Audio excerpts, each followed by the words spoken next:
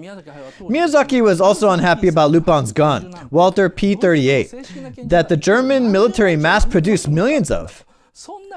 He complained, "What kind of an aristocrat uses a cheap, mass-produced gun like that?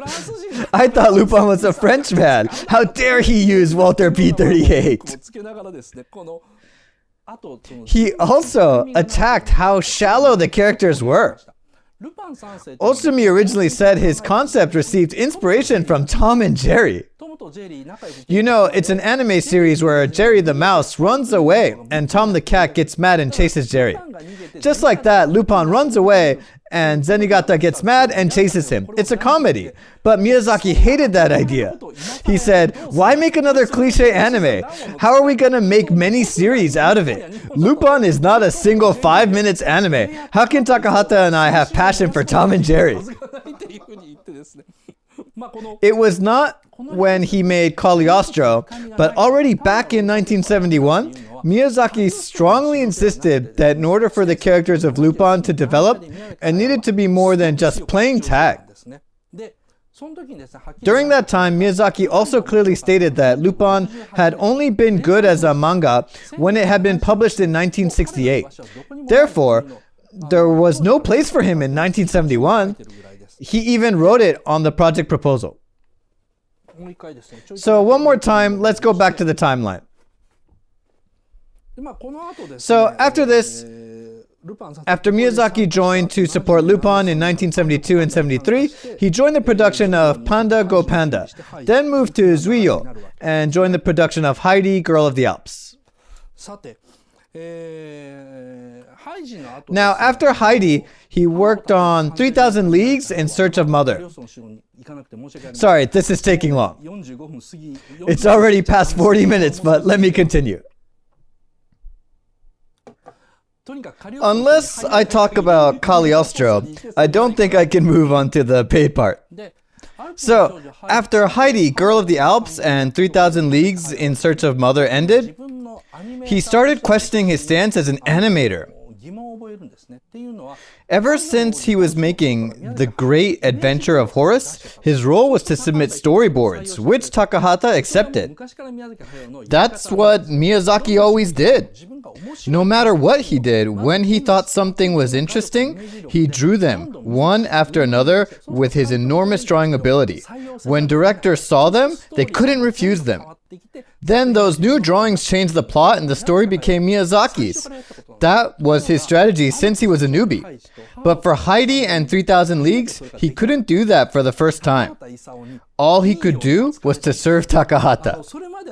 Until then, Miyazaki could flip Takahata's original ideas with his storyboards. Then Takahata was like, "Oh, that's cool, let's use it." But because Takahata was a director who was so loyal to original stories and Heidi and 3,000 Leagues had original stories, he didn't compromise to the suggestions for a change. Although Miyazaki worked so hard, he was just working as a tool to visualize and elaborate Takahata's ideas, nothing more. It was in a way ideal for Miyazaki, who admired Takahata, but he could no longer do things as he wanted. I understand how he felt. I didn't want to be the representative at the Japan Sci-Fi Convention. I hated being like a leader of a committee. I rather wanted to be the second or third important figure who would suggest but does not decide. I later heard a Gainax anime producer, Taka Miyakai, also liked that position when we worked together. So did current Gainax CEO, Yamaga. Which makes it everyone. Creators love being under CEOs and representatives so that they can complain as much as they want. If their ideas get accepted, great. If not, just complain more. Miyazaki too was in that position. But Takahata finally learned how to manage Miyazaki's talent. He handled Miyazaki so well when he produced 3,000 Leagues and Heidi. And as a result, when NHK offered Miyazaki to be involved in Future Boy Conan, he volunteered to be a director. At that time, he was questioning, am I just gonna end up as one of the staff members? If I want to make what I truly hope to make, I have to direct. That's how he started making Future Boy Conan in 1977. However, while he was making Conan, he ran into a problem again, which I already talked about when I lectured about Laputa. It was that he, as a director, had to turn down the scenes that his colleague animators submitted. His colleague animators included Yasuo Otsuka, a longtime friend of Miyazaki and his elder. Otsuka also asked Miyazaki, "Let me draw Lana too," but Miyazaki said, "You can't, you have to draw Jimzy." So he had to turn down his friend's request. Otsuka pleaded, but Miyazaki had to say, "When it comes to Lana, I'm the only one who can draw her." And there were numerous similar circumstances to the point he was very depressed. He quickly lost his friends. He said, "I have no friends now." When Conan ended, not only because he felt accomplished, but also because of the reason I just mentioned, he went to Takahata and begged, "Please let me help you with Anne of Green Gables." So he became Takahata's animator again. But as I said, the first day Miyazaki joined the team, he started criticizing another animator sitting next to him, saying, "You did it wrong, give it to me," and fix their drawings, which brought chaos to the studio.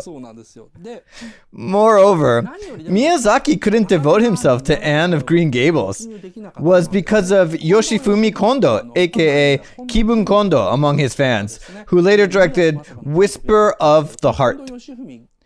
Kondo was Takahata's partner in Anne of Green Gables. Kondo was the central figure, and the world of Anne of Green Gables was created by him, who was the animation director. Miyazaki realized it was no longer the past when he could make unreasonable requests and Takahata accepted them, so he couldn't find his place in the team.